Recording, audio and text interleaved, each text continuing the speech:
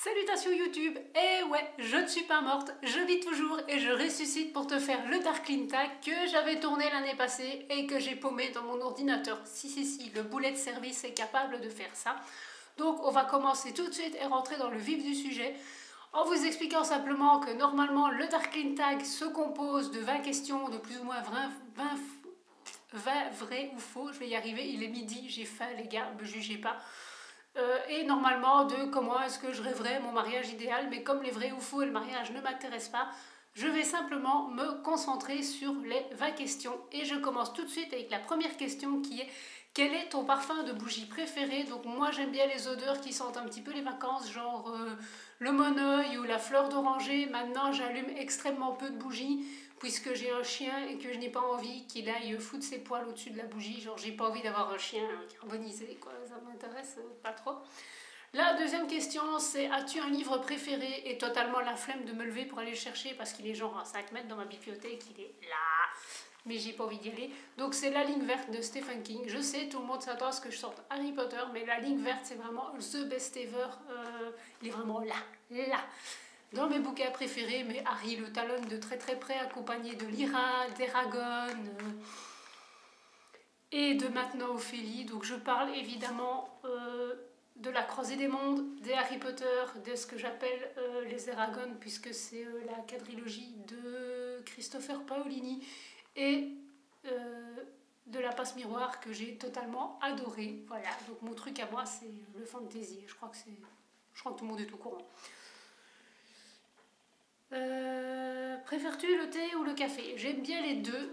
Le café le matin c'est limite indispensable pour que j'arrive à essayer de réveiller mes neurones. Le thé j'aime bien aussi pour éviter de boire trop de café parce que je sais que la caféine c'est pas bon. En fait je crois que la théine non plus. Mais en global le truc que je bois le plus c'est au moins 1,5 litre d'eau, parce que si je bois pas 1,5 litre d'eau j'ai une cystite. Ça s'appelle avoir une super carotte pour s'obliger à boire. Oui, je suis d'accord. La quatrième c'est: quelle est ta marque et ta couleur de rouge à lèvres préférée? Alors mon rouge à lèvres préféré c'est celui-là, c'est le Hells Bells de Manic Panic, qui est en fait, je vais déposer un gris anthracite qui se présente comme ceci. Est-ce que tu fais ton focus? Ouais, merci mon vieux. Donc c'est un râle qui coûte je crois 10 € à tout péter. Sinon mes marques favorites c'est plutôt Catrice et Essence, parce que je trouve pas mal de petites choses à petit prix. Wet n Wild aussi, j'ai réussi à trouver des rouges à lèvres cool et colorés, parce que moi mon truc c'est le violet, le noir, le bleu, le vert, et ça se porte pas trop pour aller bosser en fait. Quoique je crois que les petits vieux seraient contents, ou pas. Quel est ton parfum préféré? Donc là j'en ai deux. En fait pour être tout à fait honnête je retourne la vidéo parce que je viens de la tourner et je me suis rendu compte que je n'avais pas fait fonctionner la caméra. Oui, Boulet c'est moi. Donc le premier c'est le Lolita Lempicka, le classique. Voilà, j'aime beaucoup son... Enfin, moi je fonctionne au sniffomètre, hein, donc tant que ça sent bon et que ça tombe pas sur moi c'est bon. Et celui à la fleur d'oranger de chez Solinote qui lui coûte un petit peu moins, enfin je dirais sans mouiller, moins de 15 € chez Eddy pour ceux qui veulent trouver. Ils ont une super gamme, elle fonctionne super bien. Mais celui-là très clairement ça sent trop bon, quoi. Ils en ont un au monoeil aussi. Mais j'ai encore plein au monoeil à finir. As-tu un crush sur une célébrité? Je n'ai jamais eu, je n'ai pas, et je n'aurai jamais de crush sur les célébrités. C'est pas un... Voilà, j'ai des gens que j'admire, mais vraiment des crushs, non, je n'en ai pas. Si tu devais abandonner le noir, quelle couleur choisirais-tu? Mais une couleur encore plus sombre que le noir, mon ami. Non, en théorie, parce que je fais des concessions aussi pour mon boulot, et pour les gens de ma famille surtout. Je porte pas mal de ce qui est vert émeraude, bleu marine, violet, rouge, et je mixe comme ça, même si les 3/4 du temps je suis habillée en noir, quoi, tout simplement. Si tu pouvais changer ton nom goth des années 90-2000, que choisirais-tu? 90 pour nos amis français. En fait, le surnom qui me suit depuis l'adolescence, c'est Carrie. Donc c'est le surnom que j'ai. Pourquoi? Parce qu'à l'époque, quand j'allais à l'école, on avait une Caroline et on lui a surnommé Caro. Donc moi, on m'a mis Carrie. C'est très con. C'est elle qui a eu dans le prénom, pas moi. Mais c'est comme ça. Caro, si tu passes par là. Coucou. Ça m'étonnerait beaucoup, mais voilà.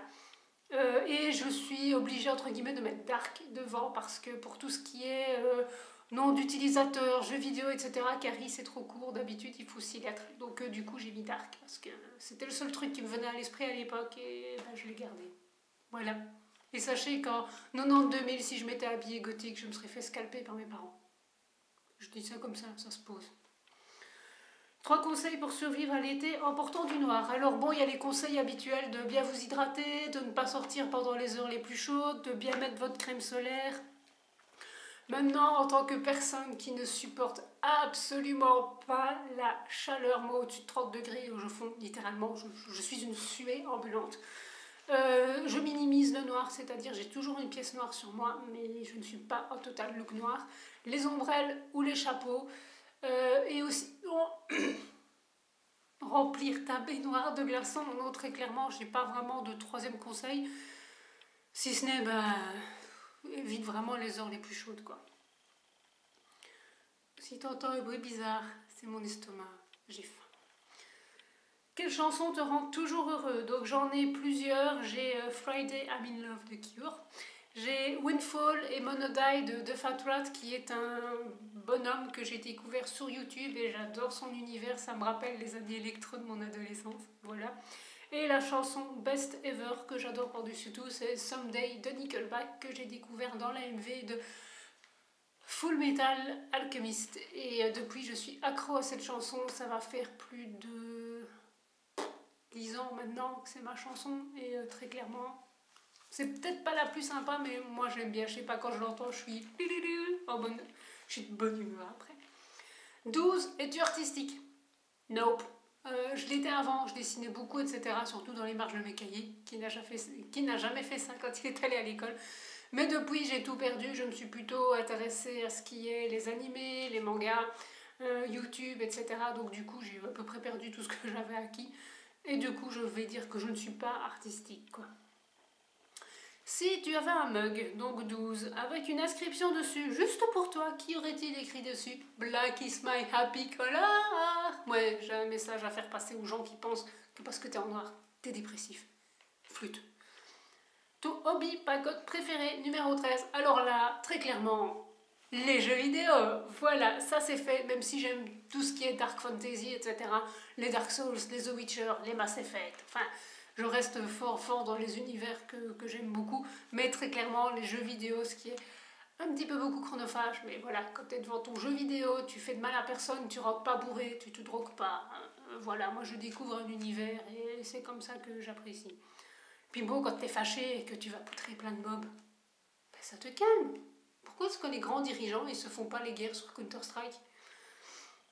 14. Si tu étais une créature surnaturelle, que serais-tu? Ben un dragon, parce que qui a envie d'aller emmerder un dragon? Sérieusement, ça en impose, ça vole, c'est mythique, et si tu l'emmerdes, il te transforme en cendre. Qu'est-ce que tu veux de plus? 15. Quel pouvoir de monstre aimerais-tu avoir? Force surnaturelle ou quoi que ce soit. Ah oui, non, ça c'était ma réponse. Donc, soit la force surnaturelle, soit de savoir me téléporter. Pourquoi? Parce que au moins j'aurais plus besoin de payer l'assurance d'une voiture, payer les taxes d'une voiture, donner à boire à la voiture. Comme ça, j'aurais plus qu'à faire clac et je suis chez les gens. Et ça aurait été trop cool. Et sinon, la force surnaturelle, la manutention, c'est très bien. Surtout quand on dit que tu ne dois absolument pas porter. C'est bien, j'ai 2 patients, j'ai absolument pas le choix parce que la configuration fait comme ça. Et du coup, comme ça, tu sais, tu fais... Et voilà, t'es assis dans ton fauteuil et moi, j'ai pas fait un seul effort, quoi. Alors, 16. Est-ce que tu te sens à l'aise quand tu communiques avec d'autres gens goth ou alternatifs sur le net ou dans la vraie vie? J'ai mis in real life.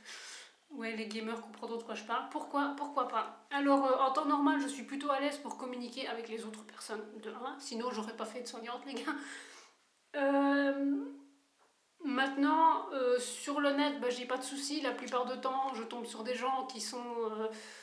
tolérant, bienveillant, respectueux, ouvert d'esprit, enfin genre ces valeurs que tu cherches beaucoup dans la vraie vie pour les trouver. Et oui, de temps en temps tu tombes bien sur un qui te dit ah mais je ne comprends pas que tu dois faire des concessions, que tu ne t'habilles pas en noir, en crinoline par 35 degrés pour ton travail. Les gars, côté pratique on repassera et puis j'ai le droit d'être pas tolérant à la chaleur. Et sinon, bah, dans la vraie vie, bah, encore faudrait-il que j'en croise dans mon modeste village de 4000 habitants. Je sors pas des masses avec mes horaires bizarres, c'est compliqué. Donc, en temps normal, je sais faire la conversation une poignée de porte, donc je vois pas pourquoi je m'entendrais pas avec des gens, goth ou non, quoi. 17. Qu'est-ce qui est le plus important? Un beau make-up ou une belle coiffure? Donc dans mon cas, c'est ni l'un ni l'autre parce que ça s'apparente réellement à l'apparence. Maintenant, moi, je préfère quelqu'un qui a une belle personnalité, des belles valeurs, etc. Maintenant, dans le cas, pour répondre vraiment à la question, je préfère essayer d'avoir un beau make-up vu que mes cheveux font leur vie tout seuls, ils ont leur volonté propre. Je dois l'admettre que des fois, je me lève le matin et je suis là. Mais comment est-ce que je vais rattraper cette merde? Mais à part ça, un beau make-up. Voilà. 18. Y a-t-il quelque chose que tu aimerais le plus changer dans ta sous-culture? Non, pas spécialement. Je l'aime bien. Franchement, j'apprécie la sous-culture gothique. Maintenant, effectivement, il y a parfois un petit côté élitiste qui m'ennuie un peu, mais sans plus. Je veux dire, voilà, je rencontre pas assez de gens dans la vraie vie pour vraiment pouvoir juger de ça. Maintenant, effectivement, ceux qui ne comprennent pas que je sais pas, moi, tu peux pas faire infirmière en étant habillée tout en noir avec des ceintures à la chaîne, etc. Que tu aies des personnes qui ont des uniformes à porter, genre les militaires, les policiers, les pompiers, les ambulanciers, tout ce qui se termine par et. Les avocats aussi, mais ça se termine pas par et qui te disent que oui, mais moi je resterai moi-même quoi qu'il se passe, et puis qui s'étonnent qu'ils sont au chômage et qui trouvent pas de boulot. Ben, je veux dire, à moins que tu sois tatoueur, modèle photo ou coiffeur, ou là, dans les domaines artistiques, on est encore assez, je veux dire, ouvert d'esprit. Le monde actuel, même en Belgique, on n'a pas tout à fait la même mentalité qu'en France, n'est pas hyper ouvert d'esprit à ce niveau-là, et je pense qu'à force de travailler ça va changer. Regardez, il y a bien une meuf avec des cheveux rouges et verts qui fait de soignante à domicile et personne n'est mort. Donc je pense qu'à force, petit à petit, on va arriver à faire changer les mentalités. Partage une histoire gênante par rapport à ton côté obscur. Ben justement, par rapport à mon boulot, donc j'ai dû faire un remplacement d'urgence un 24 décembre, c'était il y a presque 6 ans maintenant. Et en fait, ma collègue, pour faire bien, avait expliqué à la personne que j'étais quelqu'un de très ouvert d'esprit, de très poli, qui se faisait un point d'honneur à bien faire son boulot. Bon, très clairement, je ne vais pas mentir, c'est vrai. Mais elle avait aussi dit à la personne que je m'habillais tout en noir et que j'avais des cheveux longs et colorés. Donc à cette époque-là, c'était avant que je coupe mes cheveux. Hein. Et ils étaient encore noirs avec les bouts qui étaient, je crois... je sais plus. Et du coup, je crois qu'ils étaient violets. Je crois que c'était le violet ou le bleu. Enfin, je sais plus. Bref, on s'en fout. Et en fait, la personne s'était fait vraiment le cliché vraiment du goth avec des piercings partout, des plateformes, des tatouages, le make-up hyper outrancier, enfin la totale quoi. Et en fait, moi je suis arrivée avec, oui, bah, certes mes vêtements noirs, mais genre pull jeans, basket, l'hiver. Mes cheveux attachés, j'avais ma blouse de travail et je suis arrivée avec un sourire jusqu'aux oreilles en mode bonjour, c'est Carole, je suis la Carmalade, enchantée de vous rencontrer. Et le gars m'a dévisagé en mode mais vous n'êtes pas du tout comme vous avez décrite. Ah. Donc depuis, j'ai gentiment dit à mes collègues qu'elle prévienne qu'on aura une nouvelle tête, mais que les gens se fassent leur opinion eux-mêmes, quoi. Parce que au final, ça partait d'une bonne intention, mais ça m'a plus desservi qu'autre chose, quoi.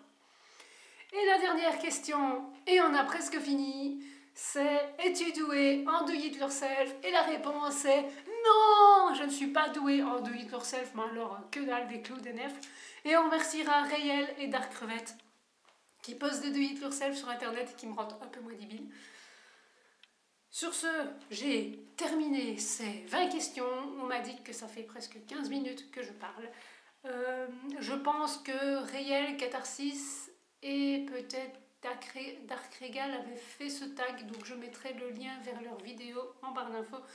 Si tu as quelque chose à compléter, si tu as envie de le refaire, je te mettrai également les questions en barre d'infos. Je te mettrai la totale si tu as envie, voilà. Sur ce, moi, je vais aller manger un morceau parce que j'ai faim et je vais aller remplir mon frigo. Et je te dis à la prochaine. Salut!